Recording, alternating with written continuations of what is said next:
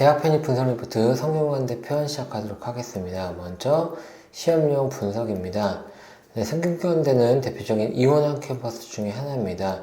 인문은 서울, 그리고 자연은 수원에서 모집을 하게 되고요. 서울은 70명, 수원은 176명 모집을 하게 됩니다. 주요 학과는 인문은 경영, 자연은 전자학과 쪽이 주요 학과입니다. 영수 난이도는 공이 상위권 난이도에 속해 있다고 볼 수 있습니다. 전형 특성은 주요 탑 8 대학 중에 하나로서 자연 대비 인문 인원이 많지가 않습니다. 그리고 학업계획서를 제출한 학교인데 비중 자체는 높은 편은 아닙니다. 그리고 2차 전형 면접이 진행되며 유형 변화가 크지 않은 부분이 주요 특징입니다.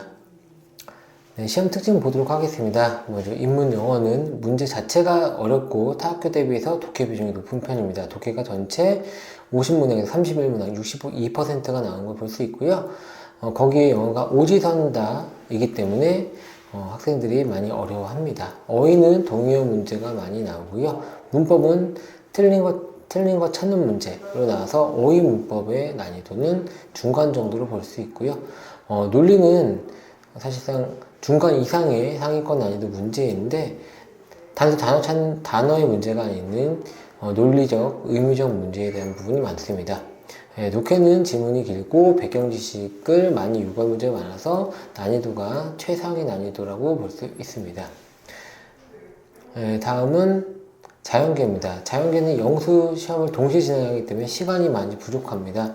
그리고 23년도 같은 경우는 전년도와 난이도가 유사하게 나왔고요. 그리고 처음 보는 시험 문제 한 문제가 나왔습니다. 그리고 성균관대는 에너지 관련 학과와 그리고 컴퓨터 관련 학과 점수 상승이 두드러진 학교 중에 하나입니다.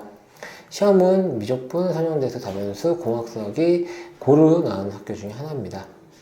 다음 모집 인원 분석입니다. 먼저 인문사회 캠퍼스 볼 텐데요.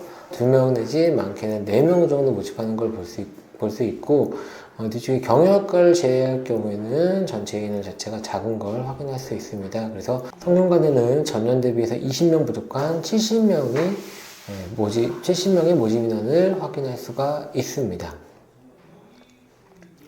다음은 자연과학 캠퍼스입니다. 자연과학 캠퍼스에서는 적게는 2명에서 많게는 44명까지 모집을 하는 걸 볼 수 있고요.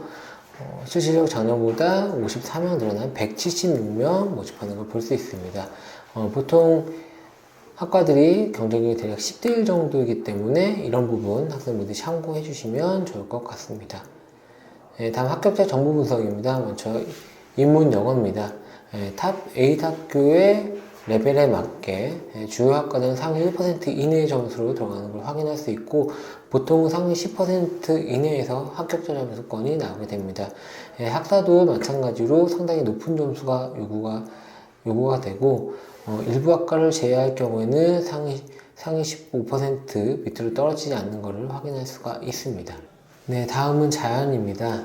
인문 영어와 마찬가지로 자연계 영어에서도 상당히 높은 성적을 요구를 하는데 주요 학과에서는 상위 10% 이내의 점수가 필요한 부분 확인할 수 있습니다. 자연계의 경우에는 일반 대비해서 학사의 점수가 낮지 않은 부분을 볼 수 있는데 학사에서도 보통 상위 10% 이내 혹은 15% 정도의 점수가 나야지만 합격하는 부분 확인할 수가 있었습니다.